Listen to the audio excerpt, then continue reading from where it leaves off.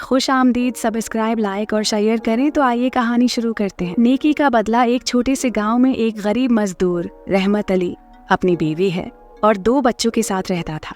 वो दयानतदारी से काम करके थोड़ी सी रोजी कमाता और अपने बच्चों के लिए बेहतर जिंदगी फराहम करने की कोशिश करता। अगरचे उसकी आमदनी कम होती थी, लेकिन इसके दिल में दूसरों की मदद करने का जज्बा बहुत बड़ा था। वो हमेशा लोगों की मुश्किलात में उनका साथ देता और उनकी मदद करता, चाहे उसका अपना हाल कितना ही तंग क्यों ना हो। एक दिन रहमत अली बाजार से वापस आ रहा था कि उसे रास्ते में एक बूढ़ा आदमी नजर आया जो भूखा और प्यासा था और बुरी हालत में पड़ा हुआ था। रहमत अली ने उसकी मदद करने का इरादा किया और उसे अपने घर ले आया। उसने इसके लिए खाना तैयार किया और कुछ दिनों तक उसका ख्याल रखा। वो बूढ़ा आदमी दिन ब दिन बेहतर होने लगा और रहमत अली की मेहरबानी से बहुत मुतासिर हुआ। जब वो बूढ़ा आदमी जाने के काबिल हो गया तो उसने रहमत अली को कहा, बेटा, मैं गरीब हूँ और तुम्हारा कर्ज कभी होगा नहीं चुका सकता, मगर तुम्हारी ये नेकी कभी रायगा नहीं जाएगी।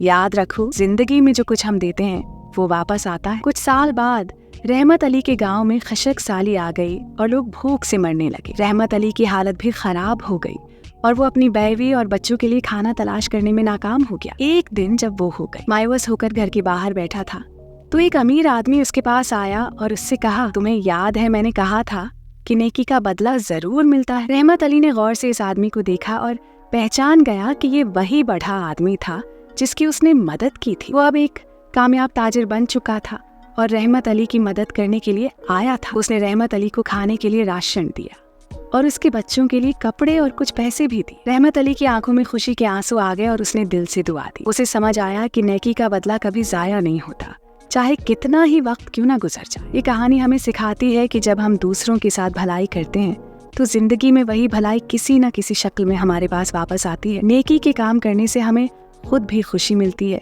और इस दुनिया में हमारी ये नेकी एक दिन है हमारे लिए मददगार साबित होती है।